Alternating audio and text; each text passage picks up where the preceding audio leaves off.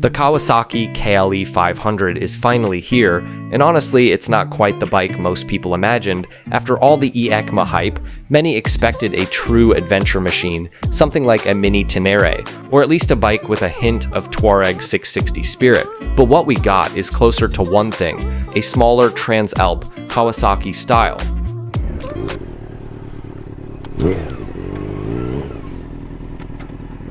At first glance, it looks convincing enough. You get that new Z650S or Z900 style face, rally style fairing, and a 21-inch front wheel. It looks ready for rough terrain, but the real character is more relaxed. The 451cc parallel twin engine is tuned for smooth low-end power rather than enduro-style aggression. The throttle is still cable-operated, so forget about built-in cruise control. That alone tells you what Kawasaki's aiming for, an all-road explorer, not a hardcore adventure rig. Now, let's talk about ground clearance.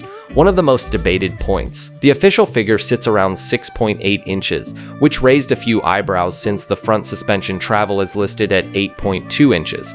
In other words, before the suspension even bottoms out, the skid plate might already kiss the rocks or logs underneath. Not a big deal for gravel or dirt roads, but definitely not ideal if you plan on hopping over obstacles. Then there's the wheel setup. Spoked wheels, but tube type. Many argue that tubeless should have been standard by now, especially when some cheaper rivals already offer it. Standing position also gets mixed feedback. From promo photos and videos, the tank and seat contour push the rider quite far forward. That's fine for casual gravel cruising, but if you go aggressive off-road, that tight cockpit can limit your movement fast. And the subframe doesn't seem to be bolt-on, which some riders consider important for easy repairs or luggage setup. In terms of competition, the KLE500 sits right in the same league as the CFMoto 450 MT or Ibex, Royal Enfield Himalayan 450, KTM 3090 Adventure R, and upcoming models like the Aprilia Tuareg 457 and BMW 450 GS. Some even call it a smaller V-Strom or a modern, leaner KLR. Basically,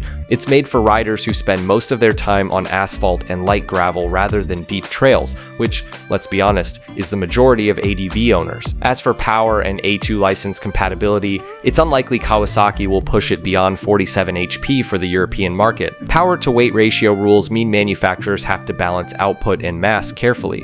On the plus side, there's a lot to like. A good-looking trellis frame, Kawasaki's solid build quality, and that familiar Japanese reliability. Many buyers still prefer sticking with a trusted brand instead of jumping to Chinese or Indian options, even if those offer better specs on paper. That's why it's fair to say the KLE500 will probably sell well, especially with a reasonable base price. The SE version adds a TFT display, framed handguards, a beefier skid plate, and a taller windshield, perfect for those who want the ready-for-anything look. If you came expecting a two-cylinder KLR with the soul of a KTM 690 Enduro, well, the KLE500 isn't that. If you hoped for a next-gen Versys 650 that's better in every way, also not that. But if what you want is a compact, fuel-efficient, easygoing ADV that's great for light touring and still looks rally-inspired, that's exactly where the KLE500 stands. Not a baby Tenere, not a new KLR, it's a small Transalp Team Green edition.